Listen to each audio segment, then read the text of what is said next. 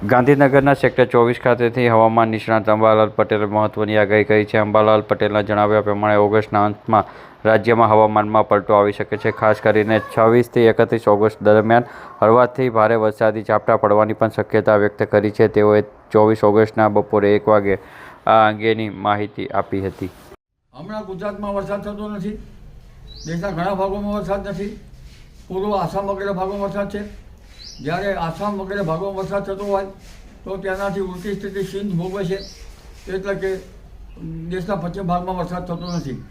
જ્યારે દેશના પશ્ચિમ ભાગમાં વરસાદ થાય તો આસામ બાજુ વરસાદ થતો નથી. એટલે એકબીજાના ઉલટી સ્થિતિ ધરાવતા આ ભાગો છે પરંપરાગત વરસાદ જ્ઞાન પ્રમાણે જોતા. હવે અત્યારે હાલ વરસાદ નહીં થવાનું મુખ્ય કારણ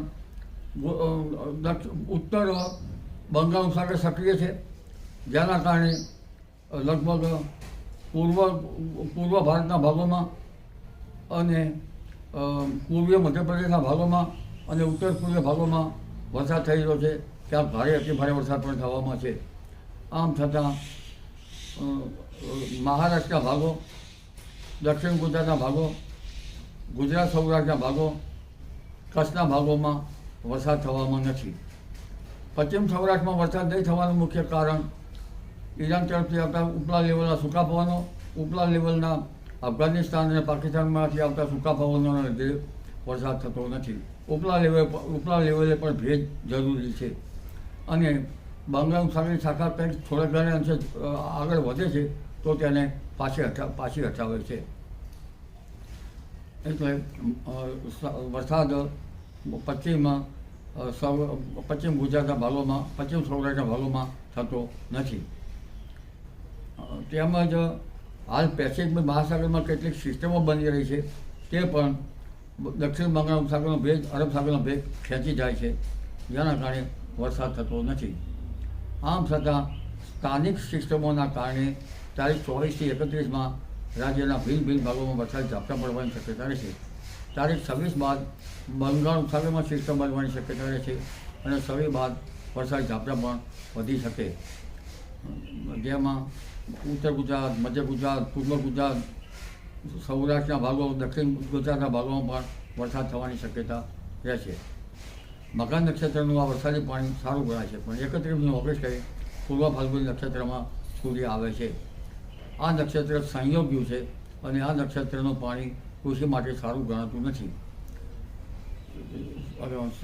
ઓગસ્ટના અંતમાં અને સપ્ટેમ્બરની શરૂઆતમાં પણ બંગાળ ઉપસાગરમાં એક મજબૂત સિસ્ટમ બનવાની શક્યતા રહે છે, જેના કારણે પશ્ચિમ મહાસાગરમાં ભેજ જાય છે તેમાં પણ કંઈક ઓટ આવશે, ઓછું થશે. ચીન તરફ જતા પ્રભાવો પણ કંઈક ઘટવા લાગશે, જેના કારણે દક્ષિણ બંગાળ સાગરની શાખા સક્રિય થતાં ભારતના ઘણા ભાગોમાં વરસાદ આવવાની શક્યતા રહે છે. જેમાં મધ્યપ્રદેશ સુધીના ભાગોમાં વરસાદ આવી શકે, ક્યારેક વરસાદ આગળ પણ વધી શકે, જેના કારણે ગુજરાતમાં સારો વરસાદ થવાની શક્યતા રહે છે. આ ઉપરાંત 6 થી 10 સપ્ટેમ્બરમાં વરસાદ થવાની શક્યતા રહે છે. 12મી સપ્ટેમ્બરની દરિયામાં પવનો ફૂંકાશે અને વરસાદ થવાની શક્યતા રહે છે. સપ્ટેમ્બર માસમાં હવાના હળવા દબાણ ઊભા થવાની શક્યતા રહે છે. કદાચ પશ્ચિમ સૌરાષ્ટ્રમાં હવાના હળવા દબાણ ઊભા થવાથી વરસાદ થઈ શકે. ઉત્તર અરબ સાગર કદાચ સક્રિય થઈ શકે, અરબ સાગરમાં હલચલ થઈ શકે. એટલે હાલ તો પશ્ચિમ સૌરાષ્ટ્રમાં વરસાદ નથી. ત્યાં ઢોરને ઘાસચારાની, ખાણની વ્યવસ્થા કરવાની જરૂર છે અને ખેડૂત ભાઈઓને પણ કંઈક રાહત મળે તો સારું ગણી શકાય. કચ્છમાં પણ વરસાદ ઓછો છે. આ ઉપરાંત સાબરકાંઠાના કેટલાક ભાગોમાં વરસાદ ઓછો છે.